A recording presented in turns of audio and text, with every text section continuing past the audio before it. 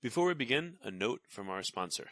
I'm Richard Jacobs, Executive Director of the nonprofit Finding Genius Foundation and host of the Finding Genius podcast. In late 2016, I was rear-ended at 65 miles an hour by a truck on the highway, which sent me off-road into a ditch. The impact of the collision gave me a concussion and other injuries. At the hospital, a CT scan showed that I had thyroid nodules, which turned out to be cancer. It was then, when I had a biopsy in my neck, that I realized even if I was a millionaire, I wouldn't want a second or a third biopsy due to the pain and the invasiveness of it. And appointments at that time for thyroid experts were 3 to 6 months out, and I was worried about dying now, even if that was irrational. So because of this, I've decided to raise money to conduct a literature review on steroids, on the causes of anxiety and depression, a condition that affects well over 50 million people in the United States and hundreds of millions worldwide. Our goal is to create a codex, a guide that reveals all possible treatments for anxiety and depression for people that live with the condition or for loved ones that have it, as my wife and my son do. To find out more about our fundraiser, visit findinggeniusfoundation.org and click on current initiatives. And now, to our guest. It's one thing to listen to doom and gloom about food and fertilizer shortages, skyrocketing prices, the cost of living, or your job being outsourced overseas or eliminated due to automation. It's quite another thing to hear practical, immediately actionable advice from experts who can help you reduce the fear, anxiety, and burden of these problems. Tune in now to the Surviving Hard Times podcast from the Finding Genius Foundation with Richard Jacobs.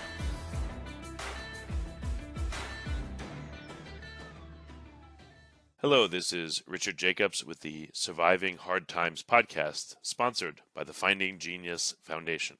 I have John Sheppard. He's a professor, director of undergraduate programs for Bioprocessing Science, North Carolina State. I'm going to talk about his research. So, John, thank you for coming. Well, thanks for having me. It's always a pleasure. If you would, tell me about your background and how you got to where you are today, and then we'll talk about your research. Okay, well, I'm kind of an old guy, so I got quite a long background. But in any event, so, honestly, I never really thought I was going to be a professor. And after I graduated with a master's degree, I was working for an organization in Canada called the National Research Council of Canada, which was a research-oriented, federally funded lab. And I got actually sent to Finland, believe it or not, on a kind of a working trip where I was learning some technology over in Finland. And I had a week at the end of my trip that I spent in a cabin on a lake with a wood-burning sauna. And there I decided, I think I want to be a professor. So for some reason, it hit me there. There was no power, no electricity or anything in there. So there's nothing to do but think. So anyway, I decided then, and so I went back to McGill University in Montreal and I got a PhD in chemical engineering. And from there, my first job as a professor was also at McGill. It was in a different department. It was called the Department of Biosystems Engineering. And I worked there for 17 years. And my research interests there were mainly focused on environmental issues, waste treatment, et cetera, from industrial waste processes. I was looking at acid mine drainage and various other things in treatment. But my love actually was brewing science. And so after a while, I was able to finagle a bit of money to buy a pilot scale brewing system to go in the pilot plant there at McGill. And that kind of helped me attract some more graduate students. And we started to do some projects on brewing science, specifically with respect to biosensors and that kind of thing. And anyway, what happened then was that there was a push on in Montreal to develop kind of a pharmaceutical center in the city to support what they hoped would be a burgeoning pharmaceutical industry in Montreal. So I was sent by the dean of the college I was working for to Ottawa to a conference on this particular topic. As it turns out, there was somebody from North Carolina State University there giving a talk about how they had the plans for building this pharmaceutical teaching center in Raleigh, North Carolina. And I met up with him afterwards over a beer. Oh, go ahead, yes. Yeah. So I just say I met up with him afterwards over a beer, and To make a long story short, he invited me down as a visiting professor for a year when they were starting up their facility. And while I was down here in North Carolina, essentially they offered me a full-time position to run the Bioprocessing Science program, because there was two programs that were starting up. One was engineering, one was science. They offered me the science position. So I decided, after a lot of wringing of my hands, etc., to leave Montreal and come down here to North Carolina. And so now I've been here since 2006. And one of the things I did is I brought my pilot scale brewery with me. And so I've been continuing some brewing research, but I've been doing some other things as well down here. And yeah, it's been great.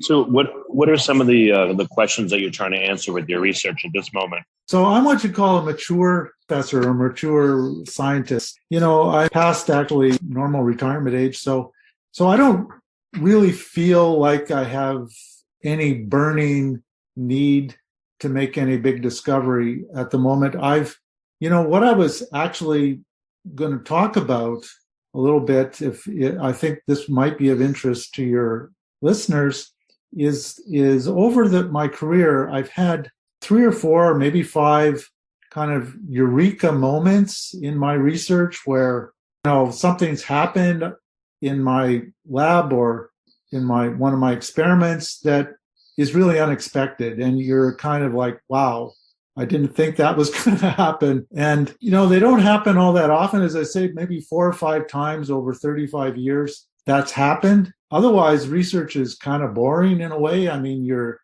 slogging forward a little bit at a time, just incremental knowledge that is in a very specialized area. So, but when these eureka moments happen, it's kind of exciting, and it really makes it all worthwhile when that happens. So, as I say, I've had a few of those, and it's kind of as I say, it makes it all worthwhile. So I don't know if you want me to describe one of them or 2 of them, or whatever.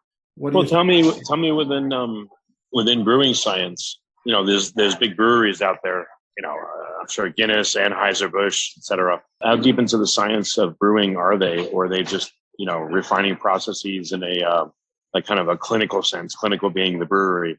Do they have scientists and researchers usually on staff, or they're just optimizing the processes without relying on basic science? Yeah, so good question. It's not a simple answer to that, because first of all, you have to look at when you're talking about, because the brewing industry has evolved a lot in the last 100 years. 100 years ago, the U.S. was just coming out of, I guess just going into prohibition, not coming out of it, but there was not a lot done, especially with regards to research in the U.S. at that time.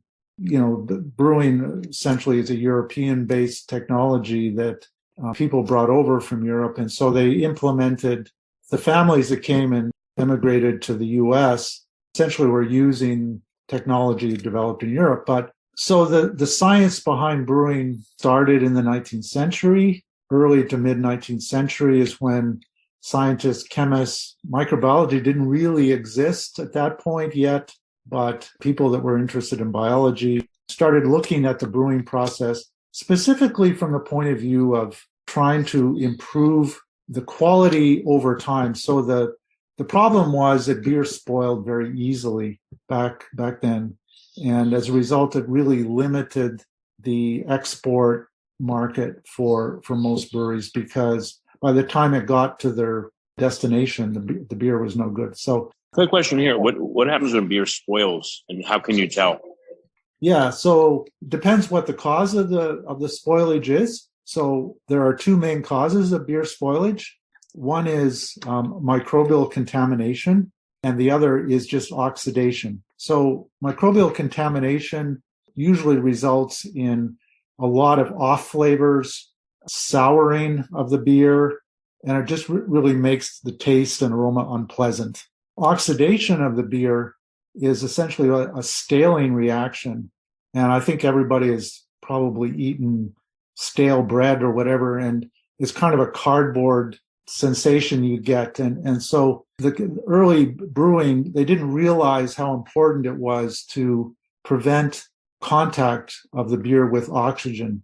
Because once these oxidation reactions start, you literally can't stop them. They limit the life of the beer. And in the old days, when all the vessels were open and exposed to the air, beer really had a life of a few weeks before it started to change flavor. And then when they started controlling this exposure with closed vessels, it made a huge difference. And now they're able to do it, these big breweries anyway, are able to do it with such sophisticated equipment that literally you're looking at 6 to 12 months before the beer starts to lose quality. So this quality control stuff, you asked about the research done, that was the biggest thing the large breweries were able to do, is they were able to refine the process in a way that they now have a much more consistent and long-lasting product.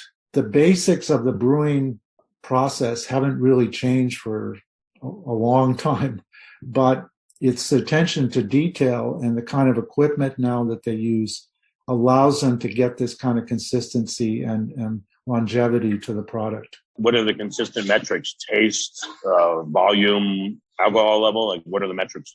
Well, yeah, so there's a lot of metrics. There's about 200 different components that contribute to aroma and taste in beer. Now, a lot of these components, a lot of those 200 things, people can't recognize what they are, and if they weren't there, they wouldn't know it. So there's only, there's probably a couple of dozen really key flavor components that you have to worry about. But, from the consistency point of view, you're looking at the flavor, the aroma, the mouthfeel, which is largely based on the level of carbonation of the beer, and things like there's some chemicals, components in the beer that also improve the mouthfeel, and also things like the oxidation of some of these components, which say decreases the quality. So, I mean, if you're looking at the consumer's perspective on the quality, it's what you see. Is it cloudy? Is it clear? Does it smell nice? Does it keep a head? The foam layer is okay. All these kind of combination of physical and chemical things are what you like to see consistent from batch to batch and over time with any particular batch. So the big breweries have pretty well perfected that. They're able to get a very consistent product, as I say, that has a pretty long shelf life now. Okay. I mean, it seems like the past 15 years, there's a lot more flavors. There's a lot more experimentation with beer. There's a lot more kinds than I've ever heard of because I guess of all the microbreweries. So where is the industry going and what are these learnings doing for the new beer producers of today? Yeah, so good question. I think what you have to do to answer that question is you have to look at what market segment you're really interested in, because the large breweries have quite a different kind of perspective on, first of all, how to make beer, how to make money, and what kind of market segment they're really trying to get their product to appeal to, compared to the craft industry, which appeals to quite a different segment of the population. So if you're asking me where is the mass-produced, highly consumed product that the large breweries make, where is that going compared to where's the craft industry going? Those are two quite different questions. So what are you interested in me trying to give my opinion on? Which one? Well, maybe a brief overview of both. Where are both going? And then we'll choose which one to focus in on. Whatever one seems to be more interesting. Okay, so I'm not privy to all the boardroom discussions at the big breweries, but all I can say is the observation of trends. And the observation of trends is that the big breweries are going to lighter and lighter products. That is towards lower alcohol, if not zero alcohol, very low hopping rates, which means that it's very easy to drink. So it's kind of, yes, it's still fermented, so it has more flavor than a seltzer, but their mass consuming market is really after these very easy to drink light beverages. And I think that's where with little or no alcohol in them. And I think that's where the big breweries are going, with all sorts of artificial flavors added, whatever they don't really care about, what a traditional beer contains anymore. It's all about, now they're in the general beverage market where they sell all sorts of things that can't even be considered beer. So wherever the money is, that's where they're going to go. And so that's the answer I think for the large breweries. With respect to the craft industry is always in a state of flux. It, has to respond to kind of changing tastes among their drinking segment, which is a relatively small population. I mean, compared to the large, mass market product, the craft industry is still less than 20% of the total beer sold. So it's still, it's a large, not saying it's insignificant, and it's got a large dollar value to it. But if you look at individual breweries, the vast majority of individual breweries, the craft industry, make less than 10,000 barrels a year, whereas the large breweries are making 10 million barrels. So, it's a totally different kind of situation. The craft industry is much more responsive to changes in tastes, and they have to be a lot more crafty about what they make. Right. That's right. And, they're always looking for a new spin on it. I mean, they're looking for a new kind of taste experience, a new kind of something that they can say is different. Even their labels are creative. I mean, they try and hook customers based on the name of their brewery or the artwork on their labels, or, whatever can make them stand out among literally thousands of craft breweries now. I mean, there's close to 10,000 in the US. So, it's tough to differentiate your products when there's so much competition. And especially, during COVID, when the tap rooms essentially closed down and their only outlet was in the grocery stores and bottle shops, there was limited shelf space. So they have to differentiate, and, it's tough keeping the customers, because the craft customer really wants new experiences. And it's not like in Europe where, you get to like a particular beer and 90% of the beer you drink is that beer. Here, the craft, I think, drinker moves around a lot. He tries a lot of different things, and so it's always a moving target for them. Well, yeah, that's true. I mean, I guess it sounds like the big beer producers, they're just getting better and better at systematizing more and more and being more consistent, because they make the same thing so many times. And then craft, they're looking for new all the time, but yet they have to maintain quality.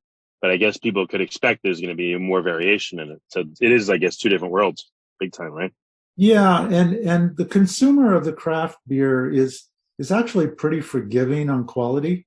I mean, a lot of times they only taste a particular beer once, and they, whether it's good consistent or not the next batch, well, they don't really know. And there's not the brand loyalty necessarily you see with the big breweries. So yeah, so the quality, I mean, quality is a relative thing too. I mean, the craft industry really doesn't typically make a batch of beer they expect to be around in 6 months. They expect it to sell in a matter of weeks, or maybe a month or so, and then so there's a constant turnover of craft beer that doesn't require, honestly, the same kind of process perfection that you see in the large breweries. Well, what's the innovation of today? Is it making new types of beer? I don't know. It's just making it completely consistent or last longer. Like what would be the industry's biggest dreams? The craft beer industry and then the big beer industry. What would be the dream scenario for them to happen? Well, probably, I'm just going out on a limb here because this is just my opinion. I have no inside knowledge on that. But from the big breweries' point of view, probably their dream would be to make a fully synthetic beer that they don't have to actually ferment they don't have this biological variability and worry about propagating yeast and all this, that they can just throw together some chemicals and it's going to taste like just like beer and nobody's going to know the difference. I think that would be the ideal for the large breweries. Okay, and what about the craft breweries? What do you think would be a great scenario for them? Well, I guess the best scenario for them would be if a larger amount of the number of the population rejected the mass-produced beverages that are mostly on the grocery shelf now, all these seltzers and artificially flavored drinks, and because I mean they're all these the flavored waters and the seltzers and the essentially alcohol and water with a little bit of flavoring. All these kind of beverages are eating into their market. Maybe it's just a passing fad that people are going to turn away from that. But unfortunately, marketing and publicity and advertising means a lot here in the U.S. market, and most of the craft business cannot advertise. They just don't have the means for doing that. So how the public perception of their product is not manipulated like it is with these other beverages, which is they're all associated with a particular lifestyle, and it would seem that young people are going for all these other kinds of beverages. So I think their dream would be that a new generation of drinker comes along and rejects all that commercial influence, and they go back to the basics and they want real beer again. And a real craft beer has to be made with barley, hops, water, and yeast. And you put other stuff in it, and it's, from their perspective, it's not really a craft beer anymore. So I think that would be their dream, is that people reject all this new stuff and come back to the basic traditional beers. Well, I don't know, where did the beers come from? What are used to make them? So like Hefeweizens versus like IPAs versus stouts. I don't know. Can you give like a brief tour of people that enjoy beer but maybe don't know much about it? What all these kinds of beer are and what's used to make them, and where stands out to you that's interesting. Not exhaustive, but just like something general. Well, I can give you an overview. There's hundreds of styles of beer, but yeah. So basically, if you're looking at traditional beer, you have the ingredients of barley, hops, yeast, and water. And it's variations of those ingredients that give you the different styles. Okay, so the barley is malted, and there's different ways of malting the barley that provides different flavors from the malted barley. So, if you cook it at high temperature, it gets darker. So the sugar gets caramelized, so the darker, stronger beers are with the roasted barleys, and the other barleys, the lighter barleys are used for the lager beers that are lighter colored and less flavored. So the kind of barley malt you use and the quantity of barley malt, gives you the sweetness and the color to the beer. And then you look at the hops, and the hops traditionally is a bittering agent that gives you the bitter character to the taste that is a complement to the residual sweetness in the beer. So you have that kind of battle in your tongue between the bitterness and the sweetness, and that what characterizes beer flavor. Hops, more recently, hops have also become very important from the aroma point of view, and the craft industry have used what's called this dry hopping technique, where the hops are actually added later in the process so that more of the aromatic material becomes part of the product rather than the bitterness.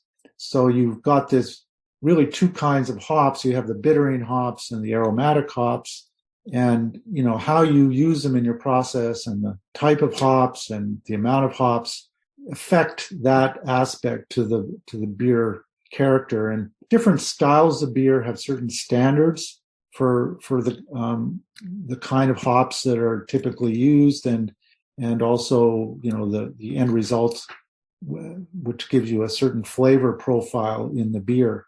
Now, you talked about the Hefeweizen. So sometimes there are so-called wheat beers as well. So not all beer is made with barley. Wheat is also a traditional ingredient, could be malted or unmalted, depends on the percentage of wheat that is used with some barley, because usually it's a mixture of wheat and barley if there is wheat used. And this contrasts, again, I say, with the large breweries who use a lot of what are called adjuncts, which are not barley or wheat. Things like corn and rice are typically used to substitute for the grain, barley, and wheat. So that gives a different kind of flavor, et cetera, to the beer. And then if you look at the yeast, there are dozens of strains of brewing yeast, both lager and ale strains, which are different. And the yeast will also give a particular character to the beer. Some yeast produce more esters, which are aromatic, fruity compounds. Other yeast will produce more higher alcohols, which are other kinds of alcohol other than ethanol that also give certain character to the beer. And other kinds of yeast, like what we used to consider as contaminants in beer, are sometimes used. The wild yeast are sometimes used to give very special flavor compounds as well to the beer. So the yeast is also a variable, and many breweries are very jealously guarding their particular strain because they claim that their strain of yeast is responsible for the character of their beer, and they don't want anyone else to use their yeast. So the yeast also provides some say character to the beer. So the combination of those things, and the water chemistry is also important. Nowadays, the water chemistry can be fairly easily adapted to the kind of style of beer you want. But historically, breweries would set up actually in a particular location because of the water quality. And so water quality is also comes into it and is a determinant on the best kind of style of beer you can make in a particular location. So as an example, in the UK, the water is very high in mineral content, and this is good for ales. And that's why essentially the UK is known for its ales. Whereas Central Europe, the water is much softer, lower mineral content, and that's really good for the Pilsner style lager beer, to give an example. So that's a very brief overview then of how the ingredients affect the style. Are people trying to combine different types of yeast or genetically engineer them to make the kind of beers that they want? Yeah, so there has been work done on genetically modified yeast that will affect the character of the beer. And in fact, the yeast can make some compounds that are found in hops, like if you engineer it into the yeast. Historically, the use of genetically modified yeast has been frowned upon, especially in the craft industry, which prides itself on being very traditional. And certainly in Europe, genetically modified yeast in brewing is a no-no. And the customers, if they knew, because you have to put it on the label there in Europe if you're using genetically modified yeast, most customers probably wouldn't be drinking the product if they saw that on the label. So, but here in the US, there has been some experimentation with that, and not sure how far that will go, honestly. As I say, beer is still considered a traditional beverage among certain part of the population, and they'll only go so far away from the use of traditional ingredients. Even fruit in beer is a bit of a stretch for a lot of people. It's kind of becoming almost normal now, but some people still think that that's outside of the norm. Fruit is for wine, not for beer. Huh. I mean, the wheat may be genetically modified. The barley may be, and not barley, it seems rarer that it would be. Has anyone tried to make a soy beer? God help us, or anything there? Yeah, so there have been, for sure. If you look at other countries that don't have the European tradition, there's a lot of different natural traditional fermentation beverages found around the world that use alternative substrates to to the grains that are used in Europe and North America. And yeah, I mean, I'm not sure about whether there's a soy beer. I mean, soy is not honestly a very good, when made into beverages, is not a particularly good tasting beverage, but there's a lot of, proteins in soy that kind of make it, not necessarily the most pleasant thing to drink. But I'm not saying that there's impossible to make soy beer. As long as you have, the key is you have to have sufficient carbohydrate present. So you have to have starch or a sugar present to make ethanol. And, you can ferment almost anything, but whether you're going to get a good yield of ethanol is always the question. And the nice thing about barley is the major sugar is maltose, and brewing strains are great at turning maltose into ethanol.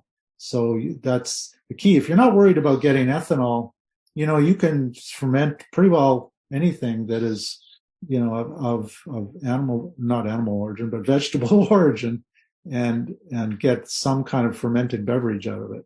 Yeah, I've heard that some beer producers are trying to push the alcohol content as high as they can.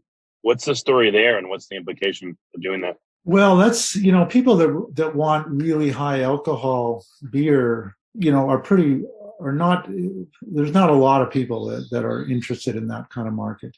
Yes, you can get into, they call it barley wine, actually, once it's above 8%, it's actually considered barley wine.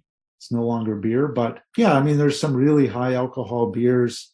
You need to use a specific, there's two ways of doing it. You have to have a specific yeast strain that is adapted to high alcohol. It's more like a wine yeast strain, honestly, rather than a brewing strain. Or you can just add alcohol to the beer afterwards, fortify the beer to put the alcohol up. It doesn't have to be all made by the fermentation. But to me, once it gets, as I say, above 7 or 8% is not really beer. Below that, the alcohol doesn't really influence the flavor too much. But once you start getting up around 7, 8% or higher, the alcohol really does affect the flavor. And for a real beer lover, to me, it's not what beer should be tasting like. But there is, so it's possible to do this with specialized yeast, but not necessarily advantageous. I mean, the large breweries have been doing what's called high gravity brewing for quite a long time, where they brew to 8 to 10%, and then they dilute their product back to 5% or 4% before they sell it, which kind of, it takes the edge off the flavor for sure, because they're just adding all this water back. So, and it's very economical for them to make beer using this high gravity technique. But again, you're not going to be able to produce beer that tastes the way a good traditional beer does when you do that. What about the beers that go duals and some of them that have negligible or no alcohol? What's the story behind that? Well, no alcohol beer or low alcohol beer is, as I say, very popular in Europe, and most good-sized breweries there, they do have a no alcohol product. There are, in general, the way they do that is they just ferment the beer normally, and then they remove the alcohol, typically with a distillation of the beer, a low temperature distillation that tries to keep the character of the beer. There are research efforts to try and, use yeast that don't make ethanol. So you still have a fermentation process, but the sugar doesn't go to ethanol anymore. It goes to other things. That hasn't been particularly successful. But yeah, so non-alcoholic beer is certainly a trend. And yeah, so it's possible to do, and they've been doing it for quite a while. But the product, again, I think only appeals to right now anyway, to a specialized part of the beer drinking population. Because if you want a non-alcoholic beverage, there's lots out there, lots of choice. Yeah. I just didn't know if there was trade-offs with reducing the alcohol or almost eliminating it, like bad trade-offs. Well, yeah. I mean, it doesn't taste the same. I don't know if you've had non-alcoholic beer. Have you? Have you had some? Once, it's, they at least 10 years ago. I don't remember. Yeah. So they definitely taste different. It's a different beverage. Yeah. So yeah, it's just a different beverage, and breweries are always looking to expand their market, and they see this as a market niche for them. So yeah, why not do it? I mean, I don't think you'll get the brewmaster drinking it, but some people will. Right. Okay. Well, very good. John, how can people follow up and find out more about your work and your research? Where can they go? Well, I have a company actually called lachencia.com where it's based on using wild yeast for making beer. And that's spelled, I'll spell it out for you, LACHANCEA.com. And it's a technology we developed at NC State. It's patented strains of this wild yeast. And you can find out a little bit more about our research behind that if you go to the website. And maybe you're interested in trying some. You can always send me a message. My contact info is on the website, and send me a message if you're interested in trying some of this yeast. Okay. Well, very good, John. Thanks so much for being here and talking about this. It's really interesting stuff. And thanks for coming on the podcast. Okay. Well, thank you for your time. I hope people enjoyed it. Yeah. Excellent. Before you stop listening, ask yourself, what are 1 or 2 useful things you heard on this podcast that can help you overcome food and fertilizer shortages, skyrocketing prices, the cost of living, or your job being outsourced overseas or eliminated due to automation? Please like and subscribe and tell your friends and family about the Surviving Hard Times podcast. We're all going to need help now and in the near future.